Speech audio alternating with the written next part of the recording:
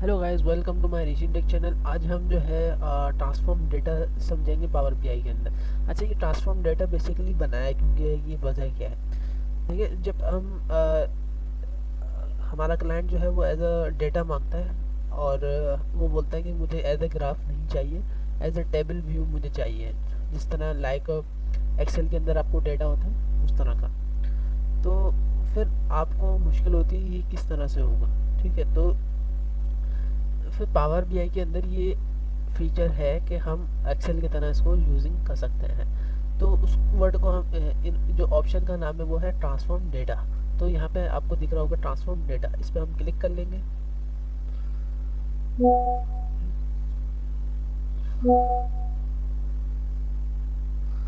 ठीक है, लोडिंग हो रही है।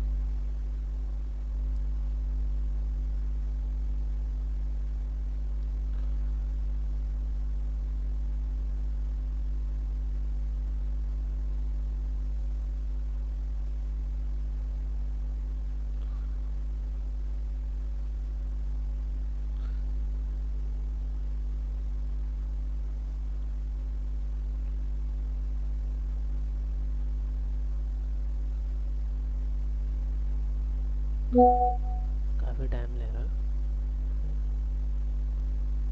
थोड़ा सा बड़ा कर लेते हैं या। अच्छा, अब बेसिकली आप एक्सेल के अंदर जब मेरी शीट देखते थे तो वो इस तरह से ही दिखती थी। और यहाँ पे थोड़ा सा ये कोड है, ठीक है, तो इसको बाद में समझेंगे ये कोड क्या है, किस तरह से इसको वर्किंग हो रही है। ठीक है, अच्छा, इसको हम बंद करते हैं। और अभी जो हम पहली चीज़ समझने वाले हैं ट्रांसफॉर्म द डेटा के अंदर वो है रिप्लेस द वैल्यू। ठीक है, तो यहाँ पर आप देख सकते हैं कि फॉर एग्जांपल मैं चाह रहा हूँ कि साउथ ईस्ट और वेस्ट के नाम से यहाँ पर दी हुई है ना। ठीक है, और यूनिट्स भी दिए हुए हैं। ठीक है, अच्छा, एक और बात, जब आप रिप्लेसिंग द वर्ड करते हैं ना तो उसके अंदर एक एरर आता है। फॉर एग्जांपल अगर मैं ये करना चाहूँ कि फॉर एग्जांपल यहाँ पे है वेट, बेसिकली यहाँ पर है 95 यूनिट। ठीक है, तो इसको मैं कन्वर्ट करूँगा।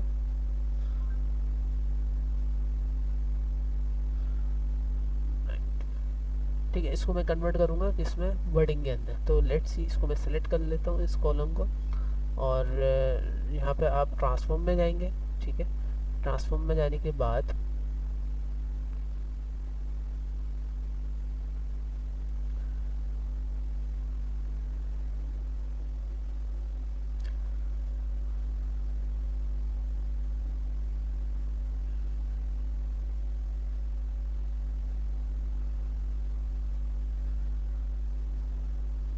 Replace value. ठीक है, थोड़ा सा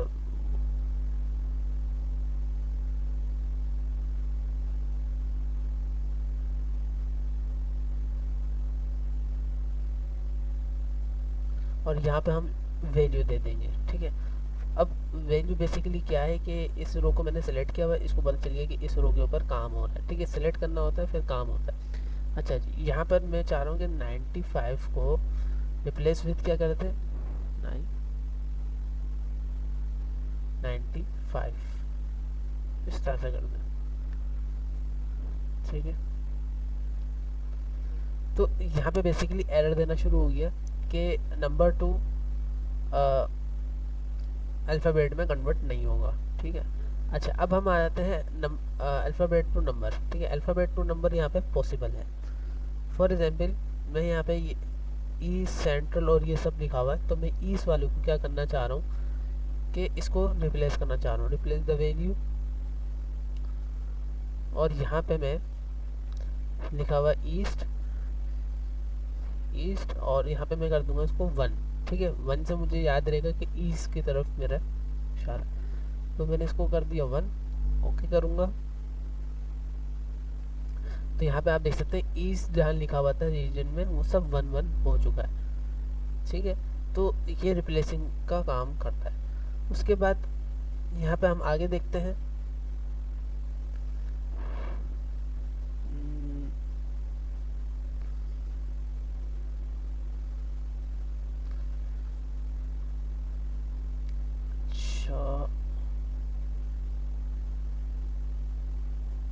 हम फॉर्मेट समझेंगे। ठीक है, तो फॉर्मेट के लिए हम यहाँ पे कॉन्समेट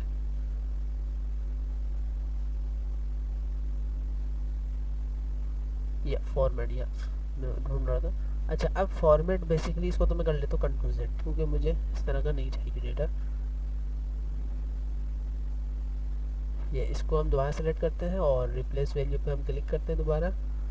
ठीक है, और इस दफ़ा हम 1 को रिप्लेस कर रहे हैं इससे, ईस्ट ओके करेंगे।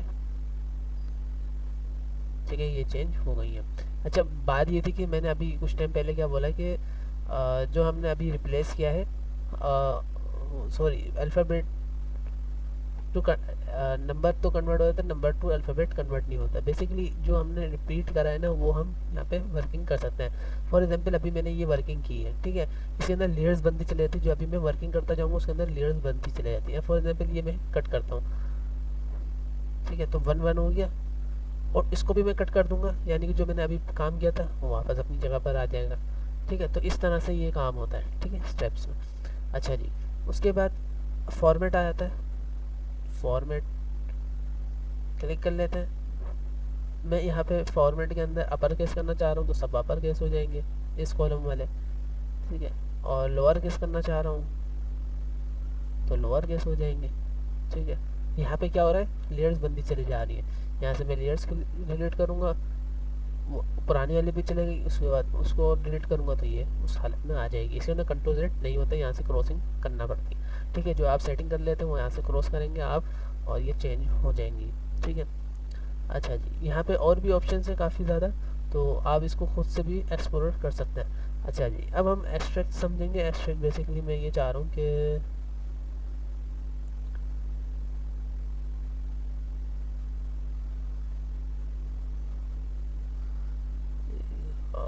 Q4 है ना,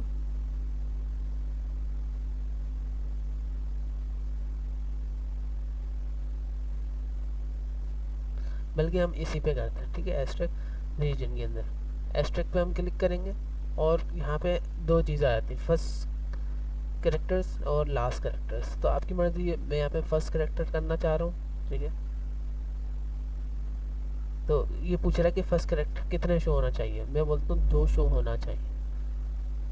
ठीक है, तो क्या होगा, सब जो शॉर्ट फॉर्म में इस तरह से इसने लिख के दे दी है। अगर आप इसको देखें तो ये कहाँ पर यूज़ होता है, या जो मंथ्स होते हैं उनको शॉर्ट फॉर्म में लिखने के लिए हम इस तरह से काम करते हैं। ठीक है, तो बेसिकली मुझे समझाना था तो वो मैंने इस तरह से करके दिखाया। तो अब हम इसको लास्ट में कर लेते हैं। लास्ट, अगर मुझे लास्ट के सिर्फ 2 चाहिए तो लास्ट के 2 मिल जाएंगे मुझे।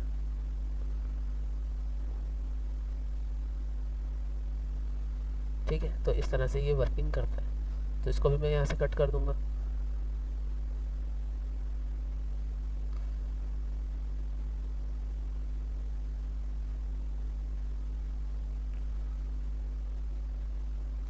अच्छा, अब हम समझेंगे मर्ज। ठीक है, आपने एक्सेल के अंदर देखा होगा 2 कॉलम को मिलाते हैं और इस तरह से फिर वो मर्ज हो रहा होता है। तो इसके अंदर हम किस तरह से वो मर्ज करेंगे वो हम यहाँ पे देखेंगे। अच्छा, मर्ज करने से पहले आपके पास 2 कॉलम का होना चाहिए डेटा। ठीक है, तो मैं ये चाह रहा हूँ कि ऑर्डर डेट और रीजन जो है ना वो क्या हो जाए, मर्ज हो जाए। ठीक है, या मैनेजर और रीजन मर्ज हो जाए। तो मैं कंट्रोल प्लस करके रखूँगा और दूसरा कॉलम भी मैं सिलेक्ट कर लूँगा।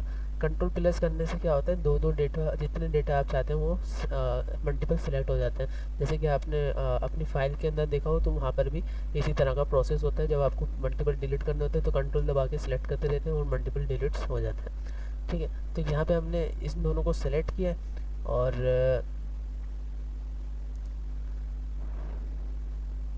Detect conditional column, add column पे हम जाएंगे और यहाँ पे आ रहा है कंडीशनल कॉलम। अच्छा, ये अलाउ नहीं कर रहा है तो उसको एक हम हटाते हैं और एक सिंगल पे रखते हैं। कंडीशनल कॉलम पे हम लेके जाते हैं।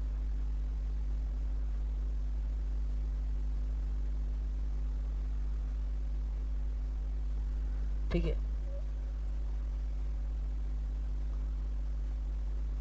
सॉरी, मर्ज ये अलग है, वेट वेट वेट,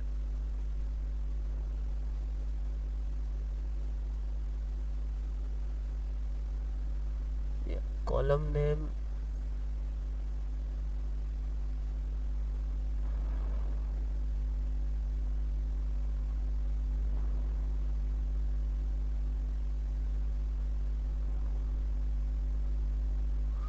इसको कैंसिल करते हैं क्योंकि ये थोड़ा सा एडवांस हो चुका है। सो सिलेक्ट करते हैं, दोनों हो गए। मर्ज कॉलम हम यहाँ पे क्लिक करेंगे, ठीक है। पहले में भी नहीं होता था, लेकिन अब यहाँ पे होना शुरू हो चुका है। अच्छा, यहाँ पे एडिशनल कॉलम पे हम जाके मर्ज करा करते थे, लेकिन अब यहाँ पे मर्ज जो है वो जो अपडेटेड वर्जन है उसके अंदर अलग ही ऑप्शन हो चुका है, तो इसको थोड़ा सा देख लीजिएगा, ठीक है। अच्छा जी, यहाँ पे ये पूछ रहा है जो आप इन दोनों को मिलाना चाह रहे हैं उस कॉलम का नाम क्या होना चाहिए। तो मैं यहाँ पे क्या रखना चाह रहा हूँ, मर्ज ही रखना चाह रहा हूँ, ठीक है। या आप अपनी मर्जी से कोई भी रख लिएगा, रीजन वर्सेस ये जो भी आप लिखना चाह रहे हैं वो आप कर सकते हैं, ठीक है। तो मैंने इसको मर्ज रखा हुआ ही है, ठीक है। दूसरा सेपरेटर, यानी कि इन दोनों बीच के दोनों कॉलम के बीच में अगर हम दोनों कॉलम को जब मिला रहे हैं तो दोनों वर्ड जब मिलेंगे तो उसके बीच में कुछ होना चाहिए क्या नहीं होना चाहिए, तो वो आप अपनी मर्ज़ी से रख सकते हैं। तो यहाँ पे अगर कस्टम पे जाएंगे तो कस्टम में आपको यहाँ पे आप साइन दे सकते हैं, तो मैं यहाँ पे पाई का साइन दे देता हूँ। और अगर आपको इसमें से नहीं चाहिए तो हम यहाँ पे कोई भी यूज़ कर सकते हैं, ठीक है। ओके करते हैं।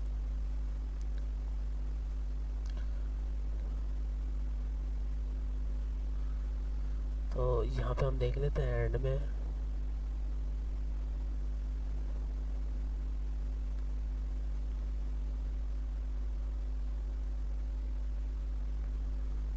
मर्ज, इंसर्ट मर्ज,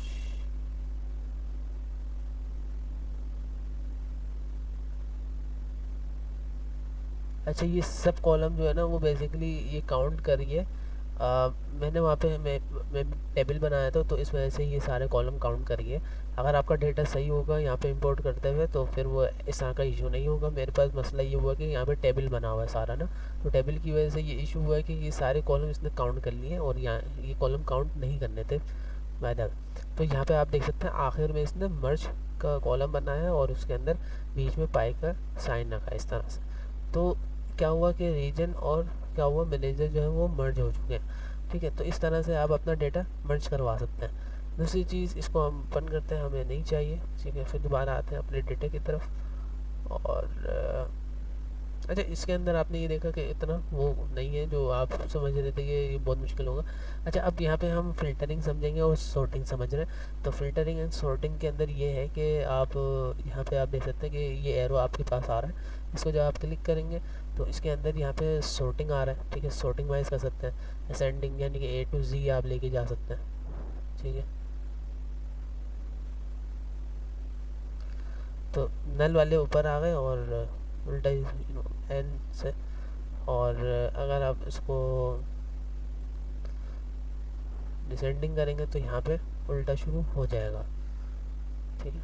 तो इस तरह से आप वो भी करवा सकते हैं, ठीक है। क्लियर सॉर्ट करेंगे तो वो आपका नॉर्मल हो जाएगा जो पहले था, ठीक है। उसके बाद यहाँ पे आपके पास आता है फ़िल्टरिंग, कि आप सिर्फ चाह रहे हैं कि सिलेक्ट ऑल से हटा के सिर्फ हारमोन का अगर आप डेटा चाह रहे हैं, मैं इसको करूँगा और इसको सिलेक्ट करूँगा। अब यहाँ पे फ़िल्टरिंग होना शुरू हो चुकी है। तो इस तरह से आप फ़िल्टर भी कर सकते हैं अपना डेटा। और इसी तरह से आप अगर इसको हटाना चाहेंगे, सिंपल है, यहाँ से फ़िल्टर हो डिलीट कर दें, या फिर आप इसको सिलेक्ट ऑल पे लगाएंगे, ओके करेंगे तो ये आपका वापस हो जाएगा। और अगर सिंपल है कि अगर आपने लगाया हुआ है, फॉर एग्ज़ाम्पल इसका डेटा चाहिए और इसका डेटा चाहिए, ओके करा। और दूसरा ऑप्शन ये होता है कि क्लियर फ़िल्टर, तो इसको आप क्लिक करेंगे तो क्लियर फ़िल्टर भी हो जाएगा इस तरह से, ठीक है। तो उम्मीद है ये आपको समझ में आया होगा किस तरह से हमने इसको वर्किंग की है। अच्छा जी, यहाँ पे अब हमारे पास आता है ग्रुपिंग।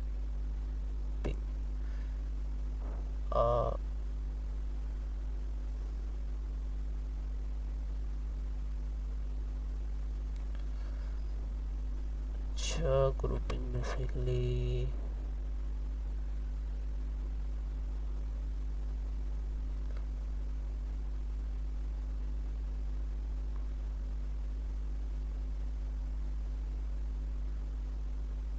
ग्रुपिंग अब हम समझ रहे हैं, ठीक है।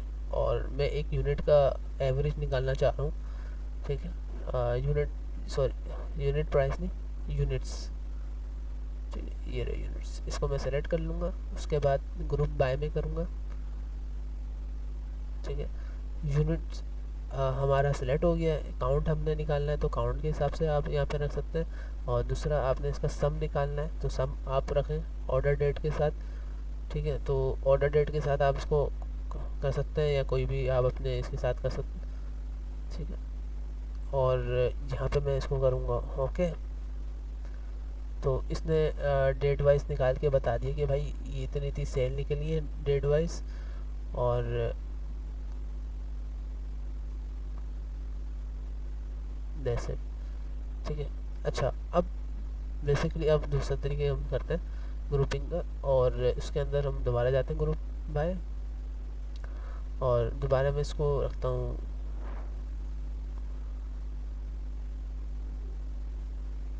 रीजन में ग्रुपिंग करते हैं। और काउंट ऑफ रोज मुझे चाहिए सम किसका,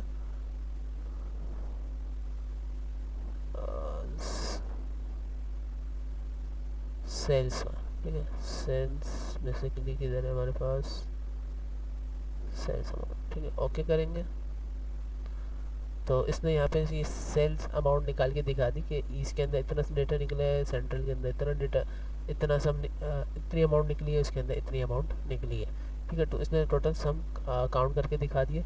और अगर हमें सम का लगाना था तो सम के हम सिंपल ये करते हैं, दोबारा जाएंगे और काउंट से हम हटाएंगे, सॉरी काउंट का तो हमारा कॉलम आ रहा है, और बेसिकली हम इसको कर देंगे सम, ठीक है। और इसको हम रखेंगे सम, ठीक है, क्योंकि सम निकाल लें और सम हम निकालना चाह रहे हैं सेल्स अमाउंट का, ओके।